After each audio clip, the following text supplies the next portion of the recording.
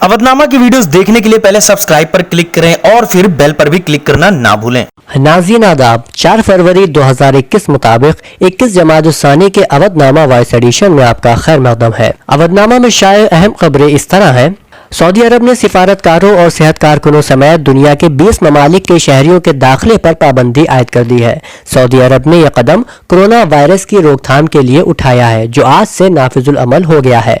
Saudi अरब की वजारत दाखिला ने इत्तला दी है। वजीर दाखिला ने कहा, जिन ममालिक के शहरियों के मुल्क में दाखिले पर पाबंदी आयद की है उनमें हिंदुस्तान समेत अर्जेंटीना, ब्राजील, मिस्र, France, Germany, Hindustan, Indonesia, Ireland, Italy, Japan, Lebanon, Pakistan, पुर्तगाल, जनूबी अफ्रीका, स्वीडन, स्विट्जरलैंड, तुर्की, मुत्तहद अरब अमारात, बरतानिया और अमरीका शामिल है। दफ्तर आयतुल्लाह सैयद सादिक शिराजी जन्नत महब में हजरत फातिमा ज़हरा सलामुल्लाह अलैहा की विलादत बासादत के पुरमसरत मौके पर एक जश्न खातून जन्नत के उन्वान से मुनक्किद हुआ। जश्न की सदारत मौलाना सैयद सैफ अब्बास ने की। जश्न का आगाज तिलावत कलाम पाक से हुआ। शुरा ने मंजूम नज़ान अक़ीदत पेश किया। जश्न की निज़ामत शर नकवी ने अंजाम दी। महफिल को खिताब करते हुए मौलाना ज़हीर अब्बास ने कहा कि शहजादी फातिमा ज़हरा सलामुल्लाह अलैहा अजीम हस्ती है, जिनके वसीले से पूरी कायनात खल्क हुई। इंसान अपनी जिंदगी के हर लम्हे रसूल खुदा सल्लल्लाहु अलैहि वसल्लम की एकलौती बेटी हज़रत फातिमा ज़हरा सलामुल्लाह अलैहा का शुक्रिया अदा करे, क्योंकि आज इस दुनिया में जो जिंदगी बसर कर रहा है वो शहजादी फातिमा ज़हरा सलामुल्लाह अलैहा का सदका है। महफिल में कसीर तादाद में उलमा, तलबा और मोमिनीन ने शिरकत की। लखनऊ वशाद सिटी में कुरान और इतरत फाउंडेशन के ज़ेर एहतमाम होने वाले इनकलाब फातिमी के जश्न की खबर भी यहाँ मौजूद है। ये प्रोग्राम कुरान और इतरत फाउंडेशन इल्मी मरकज ईरान की जानिब से इस सरजमीन पर मुनक्किद हुआ। प्रोग्राम तिलावत कुरान मजीद से शुरू हुआ, जिसे सैयद फैजान अली ने अंजाम दिया। इफ्तिताई तकरीर में मौलाना सैयद सिब्ते हैदर ने इदारे का एक मुख्तसर तारुफ पेश किया। कुरान और इतरत फाउंडेशन ने सन 2000 ईस्वी से इंटरनेशनल इल्मी और सखावती खिदमात अंजाम दी है। इस इदारे का इल्मी मरकज खुम ईरान और इजराई मरकज मुंबई है, जहाँ से दिल्ली, गाजियाबाद और यूपी की सरजमीन से होते हुए सुबह बिहार के पटना और दीगर खित्तों में मारिफ इस्लामी का चिराग रोशन किया जा रहा है, जिससे आज भी सभी आशिकान विलायत, इखलाक और मारिफत की शमा रोशन किए हुए हैं।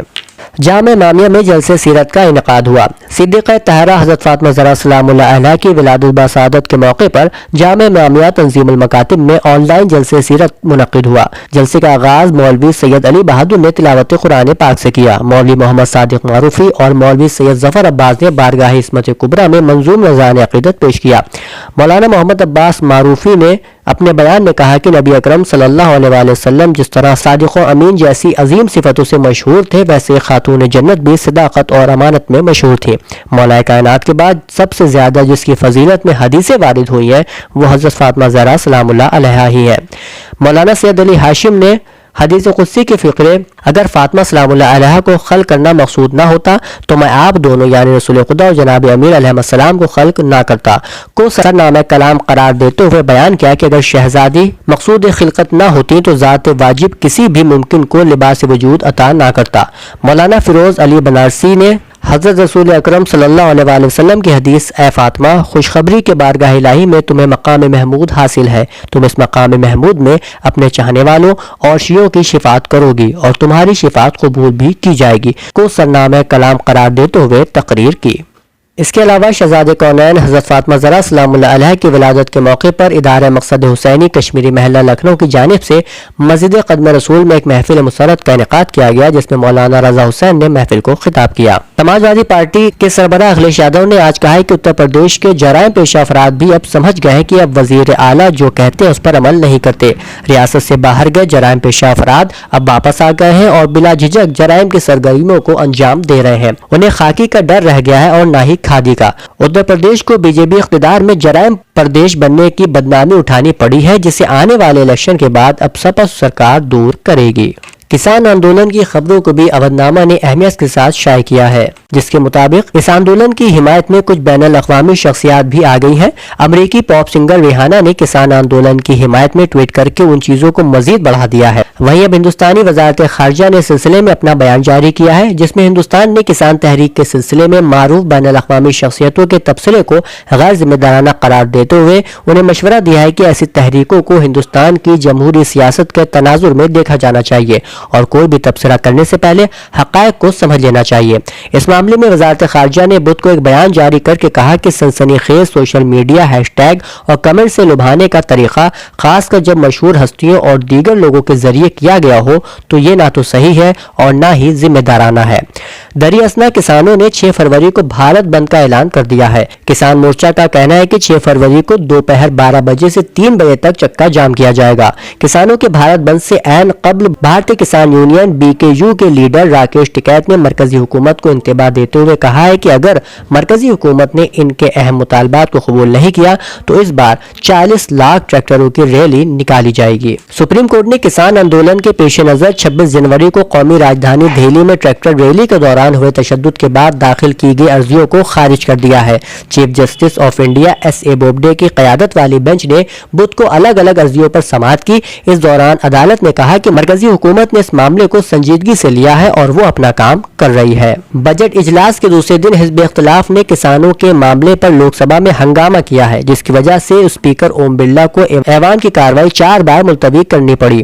3 بار ملتوی ہونے کے بعد پریزائڈنگ آفیسر میناشی لیکھی نے 7 بجے ایوان کی کارروائی شروع کی۔ اپوزیشن کے تمام اراکین ایوان کے وسط میں آ گئے اور ہنگامہ آرائی اور نعرے بازی شروع کر دی۔ انہوں نے ممبروں کے طرز عمل کو غیر مہذب قرار دیتے ہوئے اراکین کو ایوان کے ساتھ تعاون کرنے کی اپیل کی اور کہا کہ عوام نے انہیں ان کی مشکلات کے بارے میں بات کرنے اور حل تلاش کرنے کے لیے یہاں بھیجا ہے۔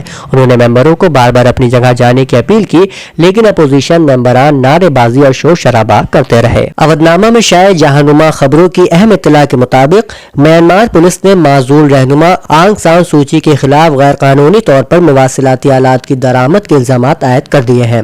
غیر ملکی خبر رساں ادارے رائٹرز کے مطابق انہیں تفتیش کے لیے 15 فروری تک حراست میں رکھا جائے گا۔ پولیس نے 75 سالہ آنگ سان سوچی کے خلاف لگائے جانے والے الزامات کی تفصیلات کو عدالت میں پیش کرتے ہوئے استدعا کی کہ دارالحکومت میں ان کے گھر کی تلاشی کے دوران 6 واکی ٹاکی ریڈیو ملے ہیں۔ انہوں نے عدالت کو بتایا کہ یہ ریڈیو غیر قانونی طور پر درآمد اور بغیر اجازت استعمال کیے گئے تھے۔ مذکورہ دستاویزات میں گواہوں سے پوچھ گچھ کرنے، شواہد کی درخواست کرنے اور مدعا علیہ سے پوچھ گچھ کے بعد قانونی مشورہ لینے کے لیے آنگ سان سوچی کی نظر بندی کی درخواست کی گئی ہے۔ خیال رہے کہ میانمار میں فوج نے 1 فروری کی صبح جمہوری طور پر منتخب حکومت کے خلاف بغاوت کرتے ہوئے اقتدار پر قبضہ کر لیا تھا اور آنگ سان سوچی اور ان کی جماعت نیشنل لیگ فار ڈیموکریسی یعنی NLD کے دیگر رہنماؤں کو حراست میں لے لیا تھا۔ دوسری طرف شائع خبر میں امریکہ کے سابق صدر ڈونلڈ ٹرمپ کے خلاف سینیٹ میں آئندہ ہفتے شروع ہونے والے ٹرائل سے قبل ان کے وکلاء اور مواخذے کے منتظمین ڈیموکریٹک ارکان کے علیحدہ اپنے دلائل پیش کیے۔ منگل کو سینیٹ میں ڈیموکریٹک پروسیکیوٹر نے سابق صدر کے خلاف 77 صفحات پر مشتمل چارج شیٹ پیش کی، جس میں ٹرمپ پر مختلف الزامات عائد کیے گئے تھے۔ تاہم سابق صدر کے وکلاء نے ڈیموکریٹک ارکان کے الزامات مسترد کرتے ہوئے سینیٹ میں کارروائی کی آئینی حیثیت پر سوال اٹھائے ہیں۔ بتا دیں سینیٹ میں 9 فروری کو سابق صدر ٹرمپ کے خلاف ٹرائل شروع ہوگا۔ امریکہ سے متعلق دوسری اطلاع میں بتایا گیا ہے کہ امریکی صدر جو بائیڈن کی جانب سے اقتدار سنبھالنے کے 2 ہفتے بعد ترکی کے صدر طیب اردوغان اور امریکی صدر کے اعلیٰ مشیروں کے مابین پہلا باضابطہ رابطہ ہوا ہے۔ غیر ملکی خبر رساں ادارے رائٹرز کے مطابق طیب اردوغان کے چیف خارجہ پالیسی کے مشیر ابراہیم کلن اور امریکی قومی سلامتی کے مشیر جیک سلیوان نے شام، لیبیا، مشرقی بحر روم اور ناگورنو قراباغ سے متعلق امور پر تبادلہ خیال کیا ہے۔ ایک اور اہم خبر کے مطابق بنگلہ دیش کی جانب سے اسرائیل کے تیار کردہ ایسے جاسوسی آلات خریدنے کا انکشاف ہوا ہے جس کی مدد سے وہ بیک وقت سینکڑوں افراد کے موبائل فون کی نگرانی کر سکتا ہے۔ الجزیرہ کی رپورٹ کے مطابق دستیاب دستاویزات اور بیانات سے معلوم ہوا ہے کہ بنگلہ دیش کی فوج نے بینکاک میں مقیم ایجنٹ کو استعمال کرتے ہوئے اسرائیل سے سامان خریدا اور بنگلہ دیش کے فوجی انٹیلیجنس افسران کو اسرائیل کے انٹیلیجنس ماہرین نے ہنگری میں تربیت دی۔ خیال رہے کہ بنگلہ دیش اسرائیل کو تسلیم نہیں کرتا اور ان کے مابین کوئی سفارتی تعلقات نہیں ہیں۔ کورونا سے متعلق 2 اہم خبریں بھی آج اودنامہ کے جہانما صفحے پر موجود ہیں۔ پہلی خبر کے مطابق برازیل میں ایک ہی وقت میں کورونا وائرس کی 2 اقسام لاحق ہونے لگی ہیں۔ برازیل میں اب تک کے ایسے 2 مریض سامنے آ چکے ہیں جو ایک ہی وقت میں کورونا وائرس کی 2 اقسام کے شکار ہو کر اسپتال پہنچے ہیں۔